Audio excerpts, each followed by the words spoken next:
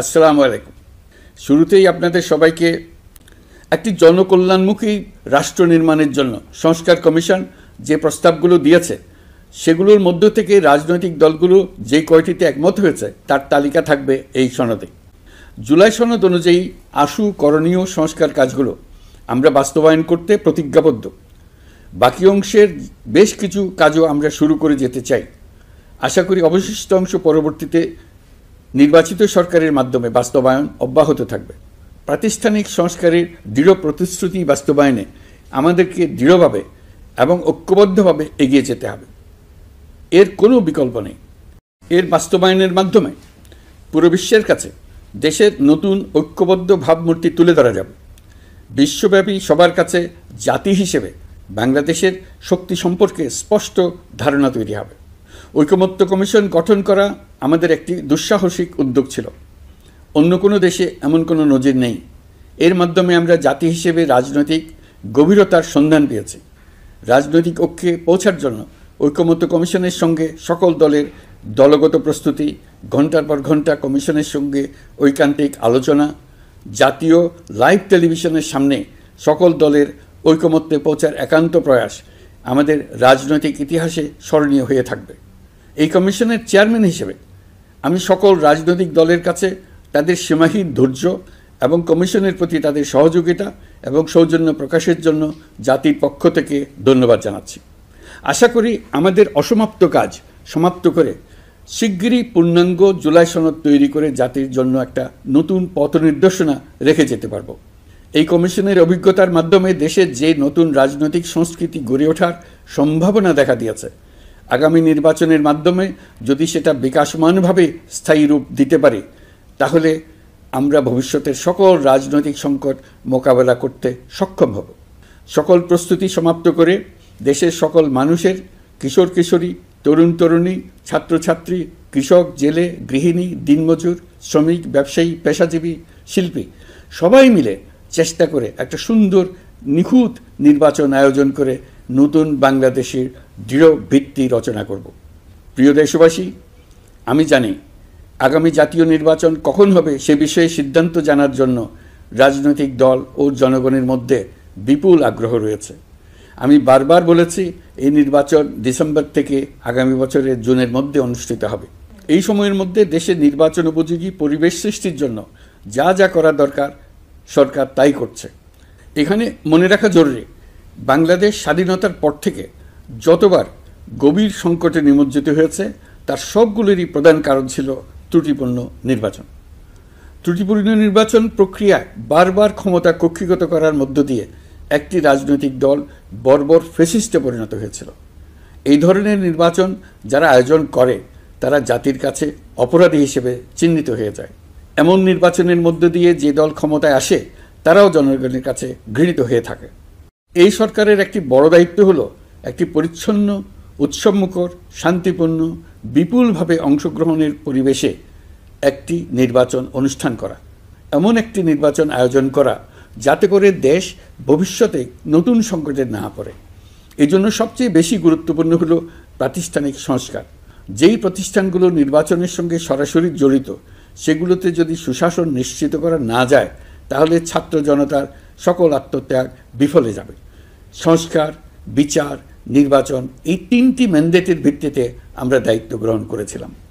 সেই বিবেচনায় আগামী রোজার ঈদের মধ্যে সংস্কার ও বিচারের বিষয়ে আমরা একটি গ্রহণযোগ্য জায়গায় পৌঁছতে পারব বলে বিশ্বাস করি। বিশেষ করে মানবতা বিরোধী অপরাধের বিচার, যা কিনা জুলাই গণ অভ্যুত্থানের শহীদদের প্রতি আমাদের সম্মিলিত দায়, সেই বিষয়ে আমরা দৃশ্যমান অগ্রগতি দেখতে পারব। এতে আমাদের উপর আপনাদের অর্পিত ম্যান্ডেট ন্যূনতম হলেও বাস্তবায়ন করে যেতে পারব। সেই বিবেচনায় ও ইতিহাসে সবচেয়ে অবাধ, সুষ্ঠু, প্রতিদ্বন্দ্বিতামূলক ও গ্রহণযোগ্য নির্বাচন আয়োজনের জন্য সকল পক্ষের সঙ্গে আমরা আলোচনা করেছি। পাশাপাশি বিচার, সংস্কার ও নির্বাচন সংক্রান্ত চলমান সংস্কার কার্যক্রম পর্যালোচনা করে আমি আজ দেশবাসীর কাছে ঘোষণা করছি যে আগামী জাতীয় নির্বাচন 2026 সালের এপ্রিলের প্রথমার্ধের যে কোনো একটি দিনে অনুষ্ঠিত হবে। এই ঘোষণার ভিত্তিতে নির্বাচন কমিশন উপযুক্ত সময়ে আপনাদের কাছে নির্বাচনের বিস্তারিত রোডম্যাপ প্রদান করবে। আমরা এমন নির্বাচন চাই যা দেখে অভ্যুত্থানের শহীদদের আত্মা তৃপ্তি পাবে, তাদের আত্মা শান্তি পাবে। আমরা চাই আগামী নির্বাচনে সবচেয়ে বেশি ভোটার, সবচেয়ে বেশি প্রার্থী ও দল অংশ নেক। এটা সবচেয়ে অবাধ, সুষ্ঠু ও নিরপেক্ষ নির্বাচন হিসেবে জাতির কাছে স্মরণীয় হয়ে থাকুক। ১.৫ যুগ পরে দেশে সত্যিকারের একটি জনপ্রতিনিধিত্বশীল সংসদ গঠিত হবে। বিপুল তরুণ গোষ্ঠী এবার জীবনে প্রথম ভোট দেওয়ার সুযোগ পাবে। এসব লক্ষ্যে প্রয়োজনীয় সকল পদক্ষেপ নেওয়ার জন্য আমরা জাতির কাছে অঙ্গীকারবদ্ধ। আমি দেশবাসীর প্রতি আহ্বান জানাই, আপনারা সকল রাজনৈতিক দল এবং আপনাদের এলাকার প্রার্থীদের কাছ থেকে সুনির্দিষ্ট অঙ্গীকার আদায় করে নেবেন, যেন আগামী সংসদের প্রথম অধিবেশনেই যেসব সংস্কারের প্রশ্নে ঐকমত্য অর্জিত হয়েছে তা কোনো প্রকার কাটাছেঁড়া ছাড়াই যেন তারা অনুমোদন করেন। আপনারা ওয়াদা আদায় করে নেবেন যে তারা বাংলাদেশের স্বাধীনতা, সার্বভৌমত্ব, আঞ্চলিক অখণ্ডতা এবং জাতীয় মর্যাদার প্রশ্নে কখনো কোনো প্রকার আপোষ করবেন না এবং দেশের বাইরের কোনো শক্তির কাছে দেশের স্বার্থ বিকিয়ে দেবেন না। আপনারা তাদের কাছে সুনির্দিষ্ট প্রতিশ্রুতি আদায় করে নেবেন এই মর্মে যে তারা কখনোই কোনো অবস্থাতেই আপনাদের গণতান্ত্রিক অধিকার ও মানবিক মর্যাদার ক্ষুণ্ণ করবেন না। আপনারা তাদের কাছে অঙ্গীকার আদায় করে নেবেন যে তারা সম্পূর্ণ সততা ও স্বচ্ছতার সাথে দেশ পরিচালনা করবেন এবং সকল প্রকার দুর্নীতি, দলীয়করণ, টেন্ডারবাজি, সিন্ডিকেটবাজি, চাঁদাবাজি, সন্ত্রাসী কর্মকাণ্ড ইত্যাদি গণবিরোধী কাজ থেকে নিজেদেরকে সম্পূর্ণভাবে মুক্ত রাখবেন। আমি আপনাদের আবারও স্মরণ করিয়ে দিতে চাই যে এবারের নির্বাচন শুধু শান্তিপূর্ণ নির্বাচন করার বিষয় নয়, এটা ছাত্র জনতার অভ্যুত্থানের আকাঙ্ক্ষা নতুন বাংলাদেশ গড়ার নির্বাচন। এই নির্বাচনে পরিচিত দলগুলিই থাকবে, তাদের পরিচিত মার্কাগুলিই থাকবে, কিন্তু ভোটারকে বের করে আনতে হবে যে এই মার্কার পেছনে আপনার কাছে ভোট প্রার্থীরা কে কতটুকু নতুন বাংলাদেশ গড়ার জন্য প্রস্তুত, কে কতটা প্রতিজ্ঞাবদ্ধ। আমরা যারা এই নির্বাচনে ভোটার হব তারা অত্যন্ত সৌভাগ্যবান এবং সৌভাগ্যবতী। আমরা একটা অনন্য ঐতিহাসিক ভূমিকা পালনের সুযোগ ও দায়িত্ব পাচ্ছি। আমরা জাতির নতুন যাত্রাপথ তৈরি করে দেওয়ার দায়িত্ব পাচ্ছি। আমরা নতুন রাজনৈতিক সংস্কৃতি সৃষ্টির মহান সুযোগটা পাচ্ছি। আমাদের সুচিন্তিত ভোটের মাধ্যমেই নতুন বাংলাদেশ নির্মিত হবে। শহীদদের রক্তদান সার্থক হবে। আশা করি বিষয়টা নিয়ে চিন্তাভাবনা করেই সবাই ভোট কেন্দ্রে যাব এবং দৃঢ়প্রত্যয়ে ভোট দেব। এখন থেকে ভাবনা চিন্তা শুরু করুন, আলোচনা শুরু করুন। এখন থেকে আপনাদের ভোটের গুরুত্বটা বুঝে নিন। আপনার এবারের ভোটের গুরুত্ব ঐতিহাসিক মানদণ্ডে দেখা হবে। প্রিয় দেশবাসী, আমাদের সবসময় মনে রাখতে হবে পতিত ফ্যাসিবাদ ও তার দেশি বিদেশি দোসররা নতুন বাংলাদেশ গড়ার সম্মিলিত প্রচেষ্টাকে পদে পদে বাধাগ্রস্ত করার চেষ্টা চালিয়ে যাচ্ছে। তারা নানামুখী অপপ্রচারে লিপ্ত। তারা সবসময় চাইবে জুলাই অভ্যুত্থানের মাধ্যমে তৈরি হওয়া জাতীয় ঐক্যের শক্তিকে পরাভূত করতে, গণতান্ত্রিক আকাঙ্ক্ষা বাস্তবায়নের প্রচেষ্টাকে লাইনচ্যুত করতে এবং বাংলাদেশকে পুনরায় করায়ত্ত করতে। আমি আগেও বলেছি, আজ আবারও বলছি, আমরা একটা যুদ্ধ অবস্থায় আছি। এখন আমাদের একতাবদ্ধ থাকতে হবে যে কোনো মূল্যে। পরাজিত শক্তি এবং তাদের সহযোগীরা ওত পেতে বসে আছে আমাদের ছোবল মারার জন্য, আমাদের অগ্রযাত্রাকে রুখে দেওয়ার জন্য। আমরা তাদের কিছুতেই এই সুযোগ দেব না। আসুন আমরা আমাদের সম্মিলিত প্রচেষ্টায় প্রিয় মাতৃভূমির স্বাধীনতা, সার্বভৌমত্ব, আঞ্চলিক অখণ্ডতা ও জাতীয় মর্যাদার বিরুদ্ধে যে কোনো আঘাত প্রতিহত করার উদ্দেশ্যে প্রতিরোধের ঐক্যবদ্ধ সুদৃঢ় প্রাচীর গড়ে তুলি। প্রিয় দেশবাসী, মহান আল্লাহ আমাদের সহায় হন। আল্লাহ হাফেজ। বিদেশ সফরে গেলে সেখানকার প্রবাসী বাংলাদেশিরা প্রায় আমাদেরকে সরকারি সেবা পেতে নানা রকম দুর্ভোগের কথা জানান। প্রবাসীদের জন্য বিদেশে তাদের নিজ নিজ শহরে আমরা বেসরকারি উদ্যোগে পরিচালিত নাগরিক সেবা কেন্দ্র স্থাপনের উদ্যোগ নিচ্ছি। সেখান থেকে তারা পাসপোর্ট নবায়ন, জাতীয় পরিচয়পত্র ইত্যাদি সংগ্রহ করতে পারবেন। এগুলো কঠিন কাজ, এগুলোকে কঠিন করা হয়েছে, কিন্তু এখন সরকারের অভ্যন্তরে সাহসী ও উদ্যোগী সিনিয়র সচিব এবং ডিজিদের সহযোগিতায় অন্তর্বর্তী সরকারের মেয়াদকালে আমরা এটা সমাপ্ত করতে বদ্ধপরিকর। প্রিয় দেশবাসী, আপনারা জানেন ঐতিহাসিক অভ্যুত্থানের পর এই সরকার যখন দায়িত্ব গ্রহণ করে তখন দেশের অর্থনৈতিক অবস্থা ছিল ভয়াবহ। ভয়ঙ্করভাবে যুদ্ধবিধ্বস্ত দেশের অর্থনীতিও এতটা খারাপ থাকে না যতটা খারাপ করে দিয়েছে 16 বছরের লাগামহীন লুটপাটতন্ত্র। আশার বিষয় হচ্ছে শুধু ব্যাংক নয়, প্রত্যেকটি আর্থিক প্রতিষ্ঠান এখন ঘুরে দাঁড়িয়েছে। জনগণের আমানত এখন নিরাপদ। অর্থনীতির অধিকাংশ সূচক ইতিবাচক ধারায় ফিরে এসছে। আমাদের অর্থনীতির ইতিবাচক ধারা বিদেশি বিনিয়োগকারীদেরকেও আকৃষ্ট করছে। বৈদেশিক মুদ্রার রিজার্ভ শূন্যে নেমে যাওয়ার ভয়ে পতিত সরকার বিদেশি ব্যবসায়ীদের আয় নিজ দেশে নিতে দিচ্ছিল না। আমরা সেটা নিরসন করেছি। বৈদেশিক মুদ্রার রিজার্ভকে ইতিবাচক অবস্থায় নিয়ে আসতে পেরেছি। এই অর্থ বছরে আমরা চেষ্টা করেছি এমন একটি বাজেট দিতে যা সত্যিকার অর্থে জনকল্যাণমুখী হয়। দেশের ইতিহাসে প্রথমবারের মতো একটি বাজেট তার আগের বছরের চেয়ে ছোট হয়েছে। প্রবৃত্তিকেন্দ্রিক ধারণা থেকে সরে এসে আমরা চেষ্টা করেছি সামগ্রিক উন্নয়নের ধারণায় জোর দিতে। এই বাজেট প্রথাগত ভৌত অবকাঠামো তৈরির খতিয়ান নয়। এই বাজেটে প্রাধান্য দেওয়া হয়েছে মানুষকে। নজরদারি বৃদ্ধির ফলে রপ্তানি আয় বেড়েছে।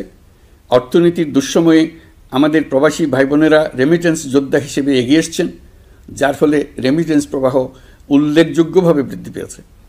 আমি জাতির পক্ষ থেকে সকল রেমিটেন্স যোদ্ধাকে কৃতজ্ঞতা জানাচ্ছি। স্বৈরাচারী সরকারের পতনের পর অর্থ পাচার রোধে কঠিন পদক্ষেপ নিয়েছে অন্তর্বর্তী সরকার। এছাড়া পুরনো আমদানির দায় পরিশোধ হওয়ায় বৈদেশিক মুদ্রার রিজার্ভের উপরও চাপও কমেছে। রাজস্ব আদায় বাড়ানোর জন্য পূর্ব ঘোষণা অনুযায়ী জাতীয় রাজস্ব বোর্ড এনবিআর ভেঙে অর্থ মন্ত্রণালয়ের অধীনে রাজস্ব নীতি বিভাগ এবং রাজস্ব ব্যবস্থাপনা বিভাগ নামে দুটি স্বতন্ত্র বিভাগ প্রতিষ্ঠা করা হয়েছে। এটি একটি বড় কাঠামোগত সংস্কার। এই সিদ্ধান্তের ফলে বিশাল আকারের দুর্নীতি কমবে, রাজস্ব ব্যবস্থার দক্ষতা বাড়বে, স্বার্থের দ্বন্দ্ব কমবে এবং রাজস্ব আহরণের আওতা সম্প্রসারিত হবে। অর্থনীতি সহ বিগত মাসগুলোতে সরকারের প্রত্যেকটি মন্ত্রণালয় ছোট বড় বহু সংস্কারের উদ্যোগ নিয়েছে। মোট 54টি মন্ত্রণালয়ে 1000-এরও উপরে সংস্কার ও উন্নয়ন সংক্রান্ত পদক্ষেপ নেওয়া হয়েছে।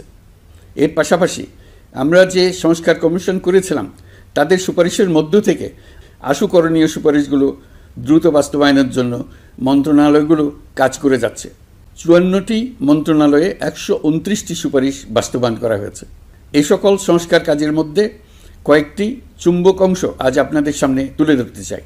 আইন ও বিচার বিভাগ মোট 33টি গুরুত্বপূর্ণ সুপারিশ ইতিমধ্যে বাস্তবায়ন করেছে। এর মধ্যে উল্লেখযোগ্য হল ইন্টারন্যাশনাল ক্রাইমস ট্রাইব্যুনাল অ্যাক্ট 1973 সংশোধন ও পুনর্গঠন করে আইনটি আন্তর্জাতিক মানের সাথে সামঞ্জস্যপূর্ণ করা। বিচার বিভাগীয় সংস্কার কমিশনের প্রস্তাব অনুযায়ী সুপ্রিম কোর্ট বিচারক নিয়োগ অধ্যাদেশ 2025 প্রণয়ন ও জারি করা হয়েছে। এর অধীনে প্রথমবারের মতো বাংলাদেশের ইতিহাসে গণবিজ্ঞপ্তির মাধ্যমে সুপ্রিম কোর্টে বিচারক নিয়োগের সুযোগ তৈরি হয়েছে। দেওয়ানি কার্যবিধির সংশোধন করা হয়েছে, যার ফলে এখন বাদীকে আর দিনের পর দিন সশরীরে আদালতে যেতে হবে না। এক একটি দেওয়ানি মামলা নিষ্পত্তি হতে আগে যত সময় লাগত, এই সংশোধনীর ফলে সময়সীমা অর্ধেকে কমিয়ে আনা সম্ভব হবে বলে আমরা মনে করছি। দেশের 1000-এর বেশি অবকাঠামো এবং প্রতিষ্ঠানের নাম পলাতক প্রধানমন্ত্রীর বাবা, মা, ভাই, বোন, আত্মীয় স্বজনের নামে প্রতিষ্ঠিত করা হয়েছিল। তার মধ্যে ছিল সেনানিবাস, বিমান ঘাঁটি, নৌবাহিনীর জাহাজ, মেগা সেতু, সড়ক, স্থাপনা, স্কুল, কলেজ, বিশ্ববিদ্যালয়, হাসপাতাল, গবেষণা কেন্দ্র, আরও বহু কিছু। এগুলোর সব নাম পরিবর্তন করা হয়েছে। নারী ও শিশু নির্যাতন দমন আইন সংশোধন করা হয়েছে। প্রবাসী ভাই বোনদের অনেক দিনের দাবির পরিপ্রেক্ষিতে পাওয়ার অফ অ্যাটর্নি বিধিমালা সংশোধন করা হয়েছে। এখন পুরনো পাসপোর্টে নো ভিসা রিকোয়ার্ড স্টিকার থাকলে কিংবা জন্মসনদ থাকলে বিদেশ থেকে পাওয়ার অফ অ্যাটর্নি সম্পাদন করতে পারবে। আগামী 2 মাসের মধ্যে আইনগত সহায়তা কার্যক্রম ব্যাপকভাবে বিস্তার করা হবে। বছরে এখন গড়ে 35,000 মামলা নিষ্পত্তি হয়। আমাদের লক্ষ্য এটিকে 2 লক্ষ মামলায় উন্নতি করা। মামলা দায়েরের 48 ঘন্টার মধ্যেই যাদের বিরুদ্ধে মামলার কোনো ভিত্তি নেই তাদের বাদ দেওয়ার ব্যবস্থা করা হচ্ছে। আমরা সর্বোচ্চ চেষ্টা করেছি দেশের মানুষকে লুটপাটতন্ত্র থেকে বের করে আনতে। আপনারা জানেন বিগত 16 বছরে উন্নয়নের নামে মেগা প্রকল্প নিয়ে কী পরিমাণ লুটপাট হয়েছে। মেগা প্রকল্পগুলো যেন হয়ে উঠেছিল মেগা ডাকাতির প্রকল্প। আমরা দায়িত্ব গ্রহণের পরপরই বিভিন্ন উন্নয়ন প্রকল্প পুনরায় মূল্যায়ন করে দেখেছি যে প্রায় সব প্রকল্পেই ভৌতিক ব্যয় ধরা হয়েছে। শুধুমাত্র সড়ক পরিবহন ও মহাসড়ক বিভাগ, সেতু বিভাগ, রেল মন্ত্রণালয়, বিদ্যুৎ বিভাগ, জ্বালানি ও খনিজ সম্পদ বিভাগ, এই 5টি বিভাগে ব্যয় সংকোচ করা হয়েছে 46,308 কোটি টাকা। এই টাকা দিয়ে জ্বালানি খাতে সমস্ত বকেয়া মিটিয়ে দিয়ে বকেয়ার পরিমাণ শূন্যে নামিয়ে আনা হয়েছে। বৈদেশিক ঋণ পরিশোধ করে সব ধরনের ঋণের ফাঁদ থেকে বেরিয়ে আসা আমাদের অগ্রাধিকার। দেশে বিনিয়োগ বাড়ানো ও নতুন কর্মসংস্থান তৈরিতে আমাদের গুরুত্ব দিতেই হবে। তা না হলে এদেশকে আমরা যে স্থানে নিয়ে যেতে চাই সেখানে নিয়ে যাওয়া সম্ভব হবে না। বিনিয়োগ ও কর্মসংস্থানের ব্যাপারে রাজনৈতিক দল ও জনগণ আমাদের সর্বাত্মক সমর্থন করছেন। সকলের মধ্যে ব্যাপক আগ্রহ, কৌতূহল আমাদের অনুপ্রেরণা যোগাচ্ছে। সংশ্লিষ্টদের সঙ্গে আলোচনা করে বিনিয়োগ পরিবেশ উন্নত করতে 30টি মূল সংস্কার কাজকে অগ্রাধিকার দেওয়া হয়েছে এবং ইতিমধ্যে 18টি সুপারিশ বাস্তবায়ন করা হয়েছে। বিনিয়োগ বান্ধব পরিবেশ গড়ে তুলতে এবং দেশি বিদেশি শিল্প প্রতিষ্ঠানের মধ্যে সংযোগ সৃষ্টি করতে আমরা সর্বোচ্চ চেষ্টা করে যাচ্ছি। গত অক্টোবর হতে মার্চ পর্যন্ত নেট বিদেশি বিনিয়োগ এসছে মোট 756 মিলিয়ন মার্কিন ডলার, অর্থাৎ প্রায় 9,247 কোটি টাকা। বাংলাদেশ ইনভেস্টমেন্ট সামিট 2025-এ নির্দিষ্ট খাতভিত্তিক সেশনের মাধ্যমে ব্যবসায়ী চেম্বার, ব্যাংক ও বেসরকারি খাতের অন্যান্য অংশীদারদের মধ্যে আলোচনা হয়েছে। ইনভেস্টমেন্ট সামিটে বিদেশি বিনিয়োগকারীরা ও রাজনৈতিক দলগুলোর মধ্যেও আলোচনার জন্য আলাদা ব্যবস্থা রাখা হয়েছিল, যাতে করে পরবর্তীতে যে দলই ক্ষমতায় আসুক না কেন তারা যেন বিনিয়োগ বান্ধব বাংলাদেশ গড়তে নিজেদের প্রতিশ্রুতির কথা জানাতে পারেন। সম্প্রতি চীনের বাণিজ্যমন্ত্রী চীনের 100টি কোম্পানির প্রায় 150 বিনিয়োগকারী ও ব্যবসায়ী নিয়ে বাংলাদেশে এসছেন। আমরা আশা করছি খুব দ্রুতই বড় আকারের বিদেশি বিনিয়োগ দেখতে পাব। সম্প্রতি আমি চীন, কাতার, জাপান সহ কয়েকটি দেশ সফর করেছি। এসব সফরেও বিভিন্ন বৈঠকে বাংলাদেশের অর্থনৈতিক সম্ভাবনা অগ্রগতির কথা তুলে ধরেছে। দ্বিপাক্ষিক বাণিজ্য বিনিয়োগের বিষয়ে ফলপ্রসূ আলোচনা হয়েছে। আরও বেশি সংখ্যক বাংলাদেশি যাতে বিদেশে কর্মসংস্থানের সুযোগ পায় সে চেষ্টা করেছি। বাংলাদেশে কাতারি বিনিয়োগকারীদের জন্য একটি বিশেষ অর্থনৈতিক অঞ্চল গড়ে তোলার বিষয়ে আমাদের মধ্যে আলোচনা হয়েছে। বাংলাদেশের লাখো লাখো ছেলেমেয়েরা মাদ্রাসায় পড়াশোনা করে, তাদের জন্য প্রযুক্তি শিক্ষা ও বিদেশি ভাষা শিক্ষা চালু করতে আমরা কাতার চ্যারিটির সাহায্য চেয়েছি। গত মাসে আমি জাপান সফরে গিয়েছিলাম। এই সফরে জাপানের প্রধানমন্ত্রী বাংলাদেশকে বাজেট সহায়তা ও রেলপথ উন্নয়নের জন্য $1 বিলিয়ন মার্কিন ডলারের ঋণ ঘোষণা করেছেন। দ্বিপাক্ষিক 3টি চুক্তিপত্র বিনিময় হয়েছে। এই সফরে দুই দেশের মধ্যে অর্থনৈতিক বিনিয়োগ ও অন্যান্য সহযোগিতার ক্ষেত্রে 6টি সমঝোতা স্মারক অর্থাৎ MOU স্বাক্ষর হয়েছে। বাংলাদেশের কর্মশক্তির দক্ষতা বৃদ্ধি এবং জাপানে তাদের কর্মসংস্থান সহজতর করার লক্ষ্যে জাপানের সঙ্গে আমরা 2টি সমঝোতা স্মারকে স্বাক্ষর করেছি। জাপানের শ্রমিক সংকট রয়েছে। আমরা আগামী 5 বছরে জাপানে 1 লক্ষ কর্মী পাঠানোর চুক্তি সই করেছি। এর চাইতে আরও বেশি শ্রমিক ক্রমাগতভাবে পাঠানোর আয়োজন করে এসেছি। প্রিয় দেশবাসী, 1971 সালে বাংলাদেশ স্বাধীন হওয়ার পর অর্থনৈতিকভাবে আমাদের যে উন্নতির শিখরে থাকার কথা ছিল, বিশ্বের কাছে মাথা উঁচু করে দাঁড়াবার কথা ছিল, সেই উচ্চতায় আমরা পৌঁছতে পারিনি। আমরা চাই বাংলাদেশ দক্ষিণ এশিয়ার অর্থনৈতিক প্রাণকেন্দ্র হিসেবে প্রতিষ্ঠিত হোক। এই কারণে বিনিয়োগ পরিষেবার উন্নয়নের পাশাপাশি বন্দরের সক্ষমতা বাড়াতে উদ্যোগ নিয়েছি। এটা করা সম্ভব না হলে দেশের কোটি কোটি মানুষের বেকারত্ব ঘুচবে না, অর্থনৈতিক সংকট রয়েই যাবে। চট্টগ্রাম বন্দর নিয়ে অনেকের মধ্যে কৌতূহল তৈরি হয়েছে। মাঝে মাঝে এমন কথাও শুনেছি যে এই বন্দর বিদেশিদেরকে নাকি দিয়ে দেওয়া হচ্ছে। আমি আগেও জানিয়েছি, চট্টগ্রাম বন্দর হলো বাংলাদেশের অর্থনীতির হৃৎপিণ্ড। বর্তমানে এই হৃৎপিণ্ড অতি দুর্বল। এখন যে অবস্থায় আছে সেই অবস্থায় তাকে রেখে দিলে আমাদের অর্থনীতিকে সামনে এগিয়ে নিয়ে যাওয়া সম্ভব হবে না। এই হৃৎপিণ্ডকে বড় করতে হবে, মজবুত করতে হবে, সুঠাম করতে হবে। তা করতে হলে বহু উদ্যোগ গ্রহণ করতে হবে, অভিজ্ঞদের সাহায্য লাগবে। আমরা যাদের সঙ্গে যোগাযোগ করেছি তারা বন্দর ব্যবস্থাপনায় বিশ্বের সেরা, সবচেয়ে অভিজ্ঞ। তারা ইউরোপ, কানাডা, অস্ট্রেলিয়া, চীন, দক্ষিণ কোরিয়া, ভারত, পাকিস্তান, তুরস্ক, মধ্যপ্রাচ্য ও আফ্রিকা সহ বিশ্বজুড়ে বন্দর পরিচালনা করে। তাদের কাজ বন্দর ব্যবস্থাপনা।